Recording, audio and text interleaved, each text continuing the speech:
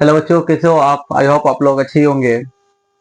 जैसे कि हमने आप लोग को रियल नंबर का लेक्चर नंबर 1 में बताया था, चैप्टर नंबर 1.1 का। तो आज मैं स्टार्ट करने जा रहा हूँ वहाँ पे चैप्टर 1.2। चैप्टर 1.2 है ना।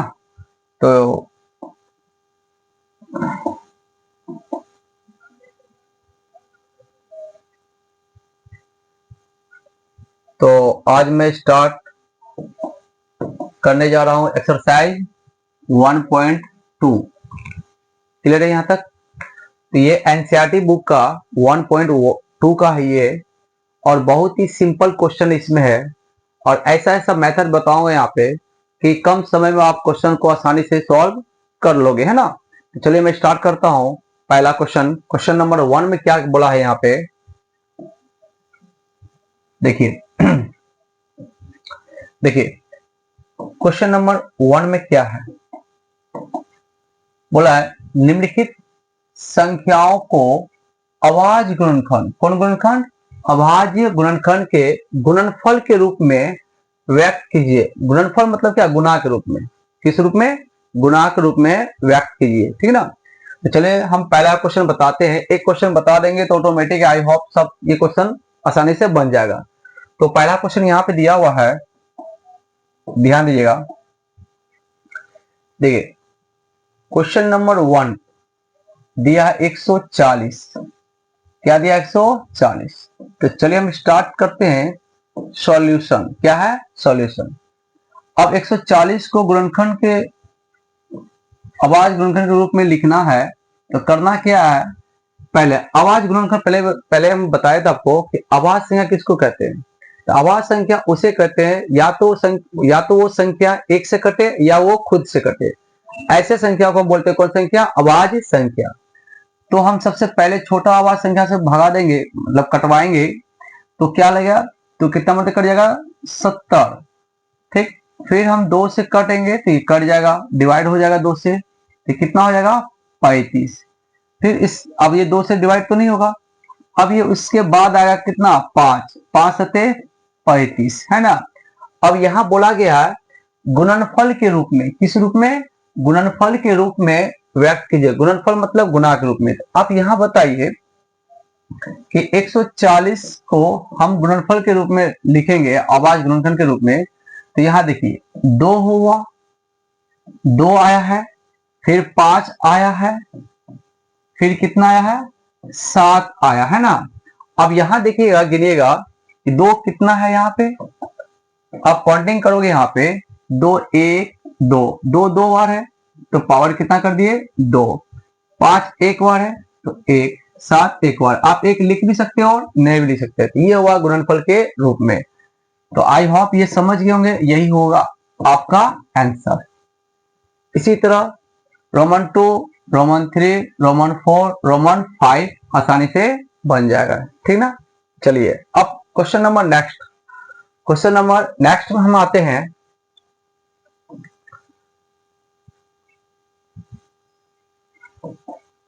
अब नेक्स्ट में क्या बोला यहाँ पे, देखिए। अब नेक्स्ट में यहां दिया हुआ है, देखिए बोला गया पूर्णांकों के निम्नलिखित युग्मकों के महत्तम समापवर्तक और लघुत्तम समापवर्तीय ज्ञात कीजिए तथा इसकी जांच कीजिए कि दो संख्याओं का गुणनफल इतना इतना है कि नहीं है।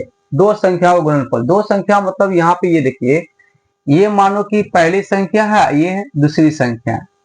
इनका पहले हम क्या निकालेंगे? मौसो, तब लोसो। अब मौसो लोसो जो निकालेंगे तो क्या वो गुणनफल के बराबर होगा? ये दो संख्या गुणनफल के बराबर। तो पहले हम क्या करते हैं, क्वेश्चन नंबर एक को हम सॉल्यूशन करते हैं। पहले हम यहाँ करते हैं 26 का हम निकालते हैं फैक्टर। क्या निकालते हैं? फैक्टर। तो क्या होगा? 2 13। कितना हो जाएगा यहाँ पे? 2 13 हो जाएगा यहाँ पे। फिर इसके बाद हम आते हैं 91 का। तो 91 का करेंगे तो कितना मल्टी कर जाएगा? 7 से। तो 13 सते 91। 7 और कितना आ गया? 13। 7 और 13।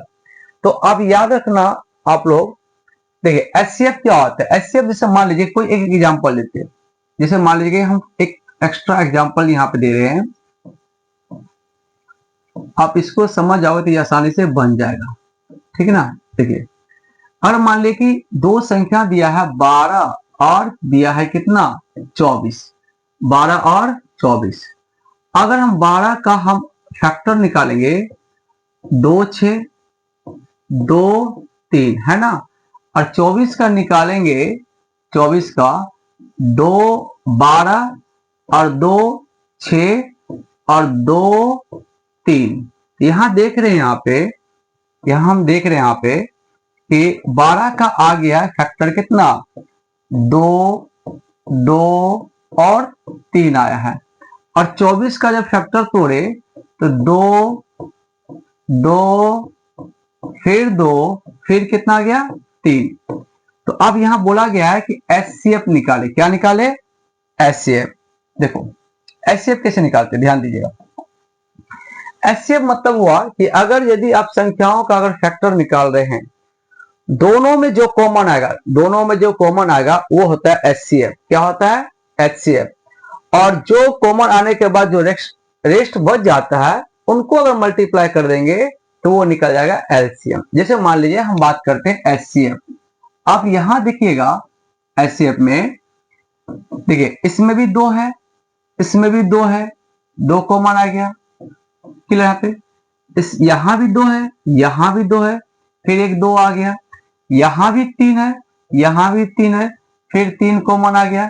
जो कॉमन आ गया और कॉमन वाला को हम गुना कर देंगे, 3 दूना 6 दूना 12, ये निकल गया आपका एचसीएफ। क्या निकल गया? एचसीएफ निकल गया। आई होप यहां तक क्लियर हो गया होगा। अब यहां बात करेंगे एलसीएम। क्या बात करेंगे? एलसीएम। जो कॉमन आया उसको भी उतार लीजिए, जो कॉमन आ गया उसको भी उतार लिए। जो बच गया, जैसे माने यहाँ पे 2 बच गया, क्या बच गया?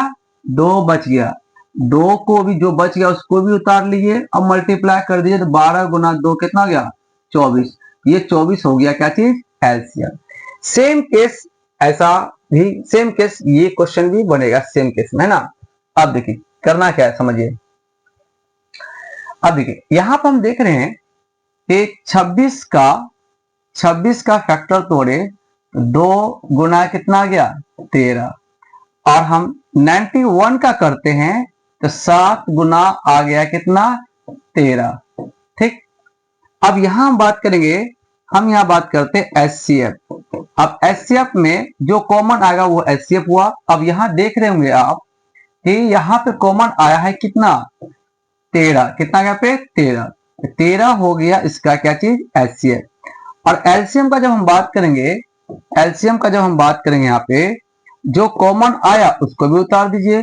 जो बच गया, बच क्या गया है? तो यहाँ बचा हुआ है, यहाँ देखिएगा 2 भी बच गया है, 2 भी उतार दिए। 7 भी बच गया है, 7 भी उतार दीजिए। और तीनों को मल्टीप्लाई कर दीजिए, जो निकल जाएगा वैल्यू वो हो जाएगा एलसीएम। क्या निकल जाएगा? एलसीएम। अब ये बताओ, अब एलसीएम निकालेंगे तो बताओ कितना हो जाएगा पे? 7 गुना 14, 14 गुना 3 42, है ना, हासिल 4, है ना। तो 14 गुना 1 तो 14, 14 4 18। तो यहां निकल गया एलसीएम कितना निकल गया? 182। और एचसीएफ निकल गया कितना? 13। कितना निकल गया? 13। आई होप यहां तक क्लियर हो गया। बट यहां बोला गया है कि जांच करने के लिए, क्या बोला है? जांच करने के लिए। अब जांच जब करेंगे यहाँ पे तो जांच करने में देखो क्या निकलेगा।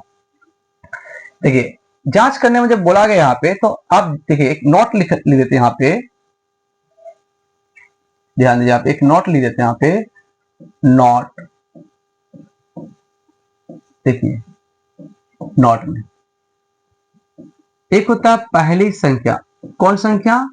पहली संख्या गुना दूसरी संख्या, दूसरी संख्या बराबर एचसीएफ इनटू एलसीएम। ये फॉर्मूला आप याद कर लीजिए, है ना। पहली संख्या गुना दूसरी संख्या बराबर एचसीएफ इनटू एलसीएम, ये होता है। अब यहां पे देखिएगा पहली संख्या आपको दिया है 26 और दूसरी संख्या दिया है 91। तो पहली संख्या मान लीजिए यहाँ पे 26 दिया है और दूसरी संख्या दिया यहाँ पे कितना 91। अब यहाँ बोला गया कि उनके एचसीएफ और एलसीएम को भी अगर गुना करोगे क्या पहली संख्या दूसरी संख्या गुणनफल के बराबर होगा कि नहीं होगा। और अभी देख रहे हैं यहाँ पे एचसीएफ निकल गया 13 है ना, और एचसीएफ निकल गया, एलसीएम निकल गया कितना 182।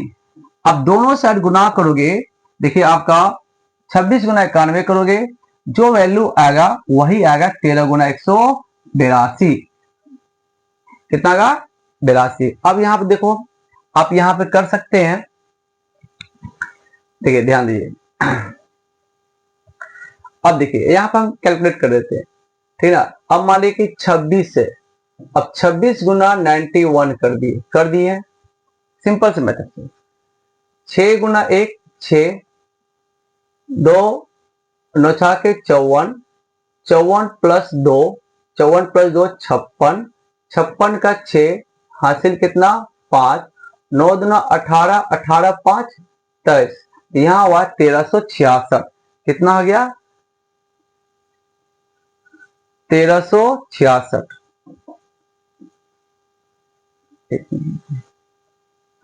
कितना गया 1366, कितना गया पे 1366।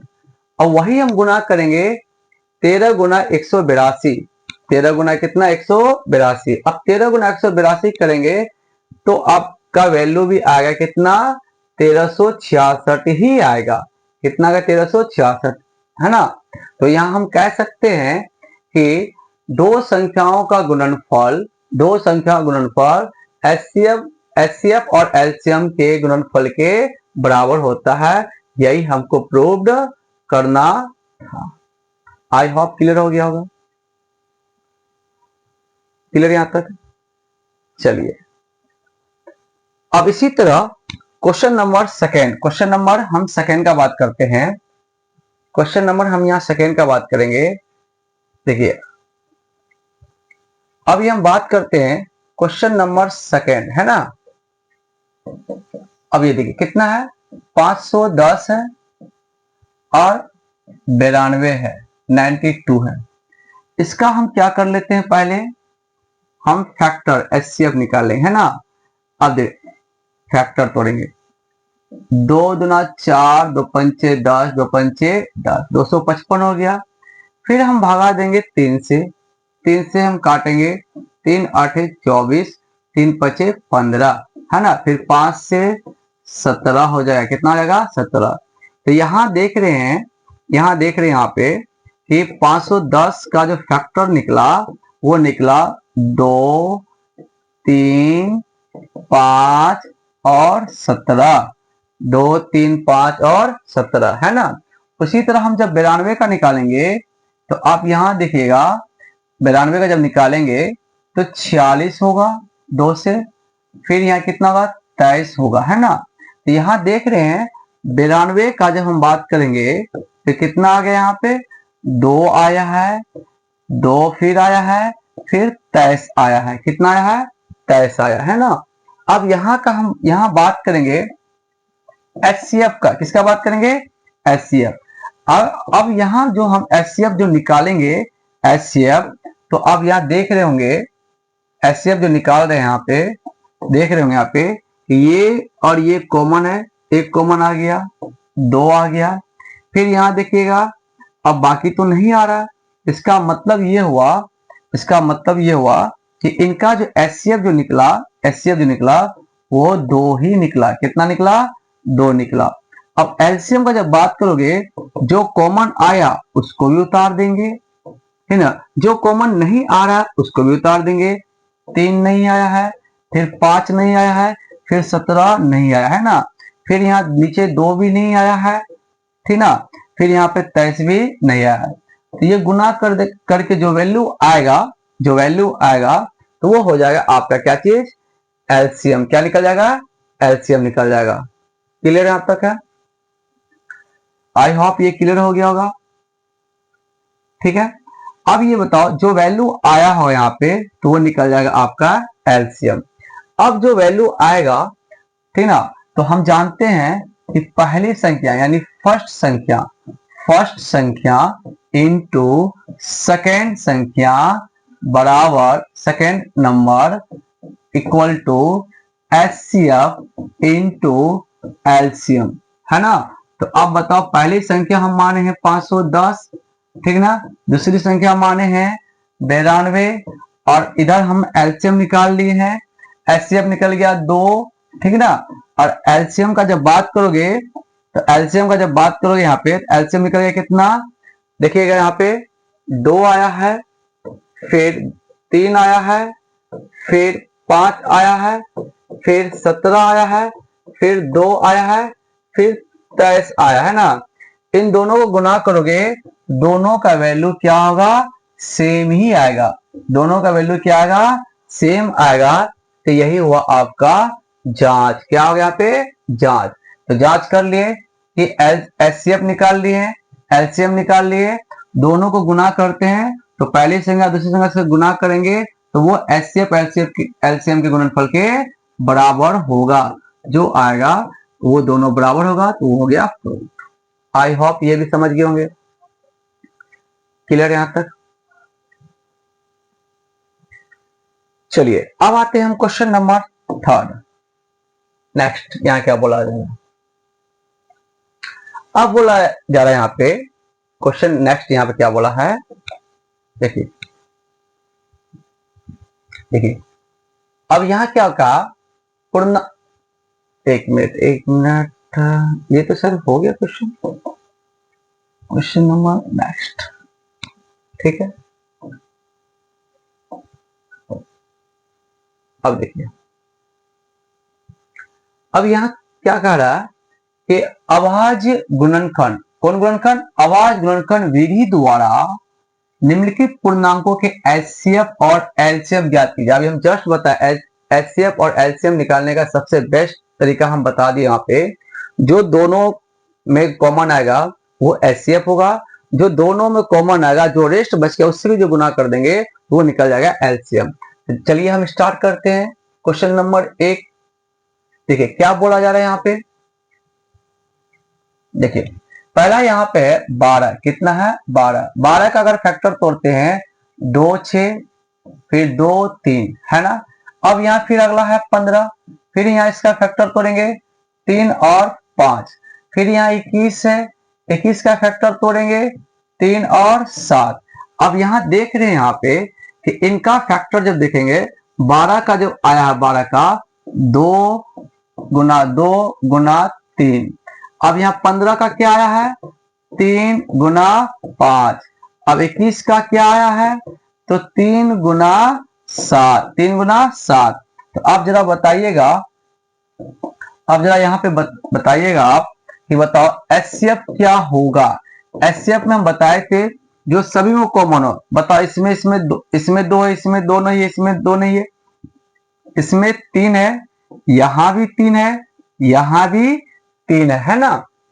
जो तीनों में मिलता है तो वही हो गया आपका HCF, है ना।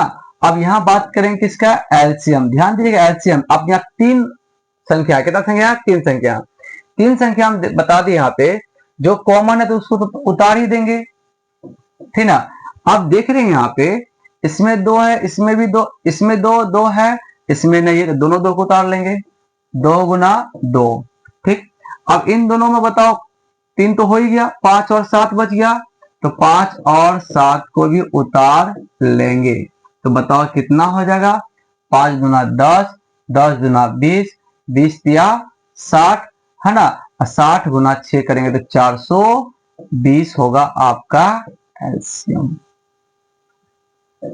कितना इजी है क्वेश्चन। चलिए उसी तरह ये भी बन जाएगा और ये भी बन जाएगा, है ना। चलिए अब हम आते हैं क्वेश्चन नंबर नेक्स्ट। अब यहां क्वेश्चन नंबर नेक्स्ट में क्या बोला गया है, देखिएगा, देखिए क्या कहा गया पे, देखो यहां कहा गया HCF इसका बताओ, इसका HCF दिया है कितना, 9 दिया है, कितना दिया है 9। और इनका एलसीएम ज्ञात करें, यानी वही है, इनका एलसीएम ज्ञात करें। सिंपल सी बात है, एचसीएफ दिया है, एलसीएम है ना पे, जैसे याद कीजिएगा, इसको हम जब सॉल्यूशन करते हैं, अभी जस्ट हम फॉर्मूला लिखाए आपको, अभी हम जस्ट फॉर्मूला लिखाए आपको, है ना, याद कीजिएगा, इसको ध्यान दीजिएगा। हम जानते हैं कि पहली संख्या, पहली पहली संख्या पहली संख्या गुना दूसरी संख्या, दूसरी संख्या, पहली संख्या गुना दूसरी संख्या equal to LCM into HCF, LCM into HCF, है ना। तो आप ध्यान दीजिएगा कि पहली संख्या दिया है 306, कितना दिया है 306, और दूसरी संख्या दिया है 657, 657। अब इनका जो एचसीएफ दिया हुआ है कितना, 9 दिया है, तो एलसीएम हमको निकालना है, ठीक ना, और एचसीएफ दिया है कितना, 9। तो आप बताइए क्या एलसीएम नहीं निकल जाएगा? आप बताओ, एलसीएम निकालने के लिए 9 कहां चला गया, नीचे चला जाएगा, तो 306 है ना, इंटू 657 बटे कितना, 9, है ना। आप यहां से काट सकते हैं, देखिए छोटा करने के लिए, 9 किया 27, 27 3 हो गया, 9 चौके 36, ठीक ना। अब जो यहां बच गया 34 गुना 657, अब इसको गुना कर देंगे, जो वैल्यू आएगा मेरा वही आपका आंसर हो जाएगा। अब गुना करने के बाद देखते हैं यहाँ पे कि 657 है, 657 है, और यहाँ पे 34 है, क्या है 34 है। अब गुना करेंगे तो आपको याद होगा, है ना, बच्चे में पढ़े होंगे आप लोग, 7 गुना 4 28 हो गया, 4 पंचे 20, 2 22, 2 हो गया, 4 गुना 6 24, 24 2 26 हो गया, है ना। फिर 7 या 21 का 1 हो गया, 5 या 15 2 17 का 7 हो गया, है ना, हासिल 1 हो गया, 6 गुना 18 18 18 1 19 हो गया। तो बताओ कितना होगा, 8 3 13, है ना, 9 2 11 1 12 1 1 2। तो यहाँ आपका आंसर आ गया कितना, यहाँ पर आ गया 2 2 3 3 8, आंसर आ गया एलसीएम। आई होप यहां तक क्लियर हो गया होगा, कितना इजी है, ठीक। अब हम बात करते हैं question number next, question number next में क्या कहा गया है, आप देखिए। अब यहाँ क्वेश्चन नंबर नेक्स्ट में क्या कहा गया, यहाँ पे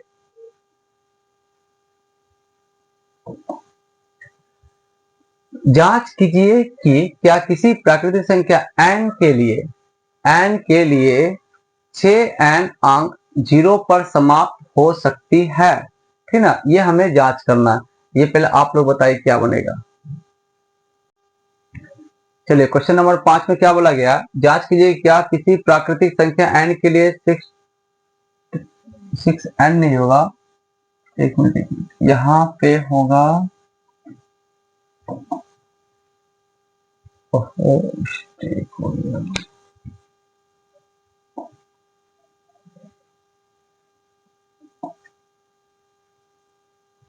यहाँ 6 टू द पावर n होगा यहाँ पे, है ना, कितना होगा, n होगा, 6n नहीं होगा। अब देखिए ध्यान दीजिएगा क्या बोला गया यहाँ पे, देखिए ध्यान दीजिएगा,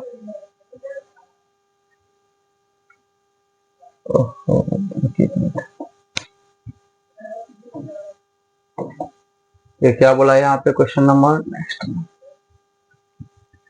देखिए इसमें एक पहले हम नोट एक लिखा थे, नोट में क्या है यहाँ पे, ठीक है,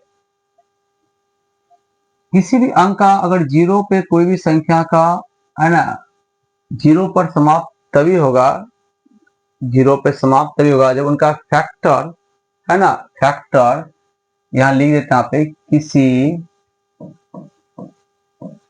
किसी प्राकृत संख्या n के लिए n के लिए n के लिए के लिए इकाई अंक किसी प्राकृतिक संख्या n के लिए इकाई अंक 0 पर समाप्त तब होगी जब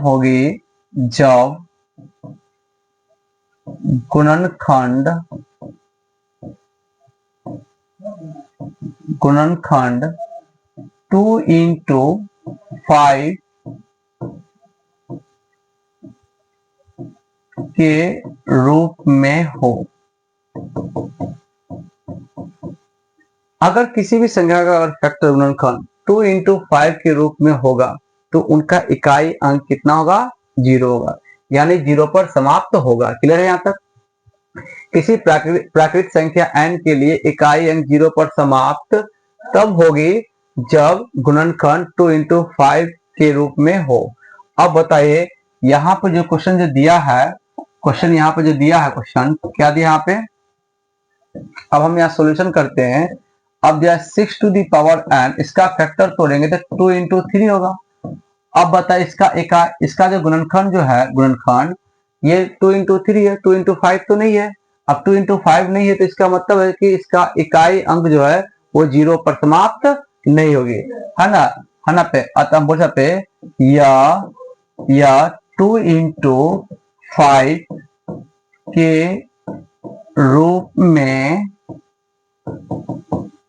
में नहीं है ना। इसीलिए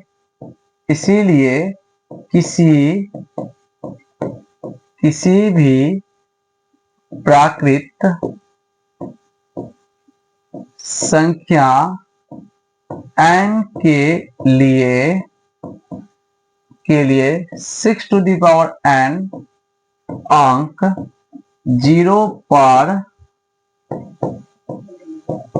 0 पर समाप्त नहीं होगी। क्लियर यहाँ तक? आई होप ये क्लियर हो गया। अगर यहाँ 5 होता तो 0 पर समाप्त होती है, अगर 5 नहीं तो 0 पर समाप्त नहीं होगी।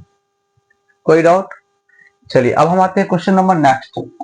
क्वेश्चन नंबर नेक्स्ट में यहाँ क्या कहा गया, देख क्या बोला यहाँ पे, व्याख्या कीजिए कि इतना और इतना भाज्य संख्या है कि नहीं। देखिए भाज्य संख्या क्या होता है, किसी भी अभाज्य गुणनखंडों है ना पे कोई भी संख्या अगर अभाज्य गुणनखंड निकालते हैं तो अगर वो एक के अलावे भी आए तो समझना वो भाज्य संख्या। क्या ऊपर यहाँ पे भाज्य संख्या मतलब क्या, किसी भी संख्या का अभाज्य गुणनखंड एक को छोड़कर अगर अन्य भी आता है तो समझिए वो भाज्य संख्या है। कौन सा यहाँ पे भाज्य संख्या। जैसे मान लीजिए, अब देखिए जैसे मान लीजिए सपोज दैट वो ये बोल रहा है यहाँ पे, जैसे मानो हम 4 का बात करेंगे।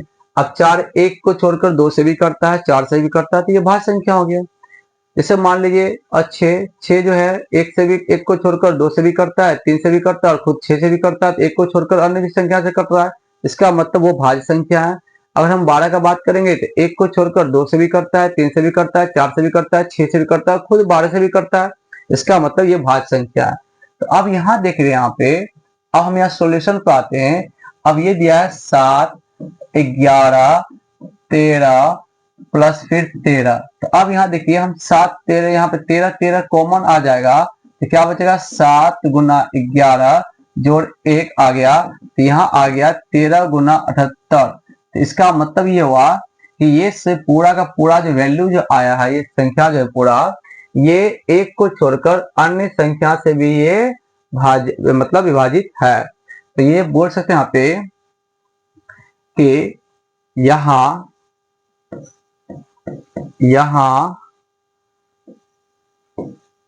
अभाज्य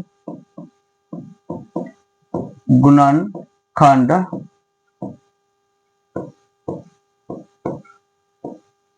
एक को छोड़कर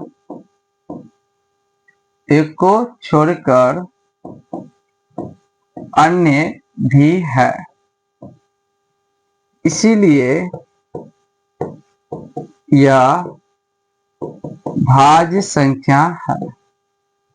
उसी तरह यहां हम बात करेंगे 7, 6, 5, 4, 3, 2, 1 और 5। अब बताइए सब 5 कॉमन चलाएगा। अब 5 कॉमन आएगा तो क्या बचेगा? 7, 6, 4, 3, 2 प्लस 1 तो कितना हो गया? 5 हो गया। 7 छक्के 42, 42 4 तिया 12 गुना 24, 24 गुना 48, 48 गुना 4 करें, 24 गुना 4 करेंगे तो 96, 108, 108, 109 यानी 1009 हो गया। यहाँ भी सेम ही है, यहाँ भी सेम है। तो हम बोल सकते हैं यहाँ अभाज्य गुणनखंड, अभाज्य गुणनखंड एक को छोड़कर अन्य भी है, इसीलिए यह भाज्य संख्या है। इसलिए यह भाज्य संख्या है। देखिए 1 को छोड़कर 5 भी है, 5 से भी कट जाएगा ये पूरा का पूरा। कैलकुलेट करने पर वो संख्या जो आएगा वो 5 से भी कटेगा, 109 से भी 1009 से भी कटेगा, यानी 1 को छोड़कर अन्य भी संख्या जो पूर्णतः विभाजित हो जाएगा। यानी अभाज्य गुणनखंड 1 को छोड़कर अन्य भी है ना, तो ये वो संख्या भाज्य संख्या कहलाएगा। क्या कहलाएगा? भाज्य संख्या। 1 को छोड़कर 13 भी है, 78 को तोड़ोगे तो उसका भी 2 भी आएगा और भी आएगा। तो इसका मतलब है यहाँ अभाज्य गुणनखंड 1 को छोड़कर अन्य भी है, यह भाज्य संख्या है।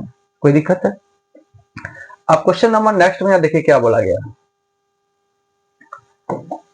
क्वेश्चन नंबर नेक्स्ट में यहाँ क्या कहा गया, देखिए किसी खेल के मैदान में चारों ओर एक वृत्ताकार पथ है। अब माने यहाँ देखिए एक खेल का मैदान है, इनके चारों ओर एक वृत्ताकार पथ है। ये पथ हुआ रास्ता, वृत्ताकार पथ है। इस मैदान का एक चक्कर लगाने में सोनिया को 18 मिनट लगता है, जब किसी मैदान का एक चक्कर लगाने में रवि को 12 मिनट लगता है। तो मान लीजिए कि वे दोनों एक ही स्थान पर, मान लीजिए कि दोनों एक ही स्थान पर, एक ही स्थान और एक ही समय पर, एक ही स्थान यानी इस स्थान से एक ही समय पर एक ही डायरेक्शन दिशा में चलते हैं, है ना। तो कौन? सोनिया। अब देखिए यहाँ पे बोला गया कि सोनिया हो गया, सोनिया को एक चक्कर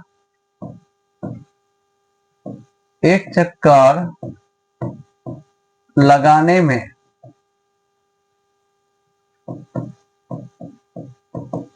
लगा समय कितना? 18 मिनट।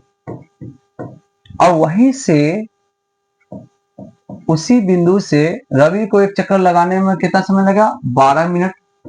अब बोलता है कितने समय के बाद वो दोनों वो प्रारंभिक बिंदु पर आएगा। सीधा इसका निकाल लीजिए एलसीएम। एलसीएम कितना? 18 और 12 तो कितना हो जाएगा? 2 9 6, 3 3 9 3 गुना 6 तो कितना हो जाएगा? 2 गुना 3 गुना 3 गुना कितना हो गया? 2, 3 गुना 6, 6 गुना 12, 12 36, यानी कि 36 मिनट बाद दोनों प्रारंभिक स्थान पर मिलेंगे। आई होप ये क्लियर हो गया होगा। देखो दोनों चक्कर लगा रहा अलग अलग समय पर, दोनों एक ही बिंदु पर मिलेगा, तो दोनों मिलेगा तो भाई कॉमन चाहिए ना। तो कॉमन मतलब क्या? लोवेस्ट कॉमन मल्टीपल है पे। तो एलसीएम निकालेंगे। एलसीएम निकालने पर कितना आ गया? 36 मिनट। 36 मिनट के बाद दोनों प्रारंभिक स्थान पर मिल जाएंगे। आई होप ये क्लियर हो गया होगा, ठीक है। चलिए अब हम नेक्स्ट वीडियो में लेके आएंगे लेक्चर नंबर 3 और एक्सरसाइज 1.3 लेके आएंगे। 1.2 1.1 क्लियर हो गया होगा यहाँ पे। और आपसे ये रिक्वेस्ट है इस वीडियो को ज्यादा से ज्यादा शेयर करें और सब्सक्राइब करें, और जितना शेयर सब्सक्राइब मिलेगा, जितना आप लोग का प्यार मिलेगा, और इससे भी ज्यादा से ज्यादा बेहतर से बेहतर हम वीडियो आपके लिए लाते रहेंगे, है ना। तो आज के लिए इतना ही है। चलिए ठीक।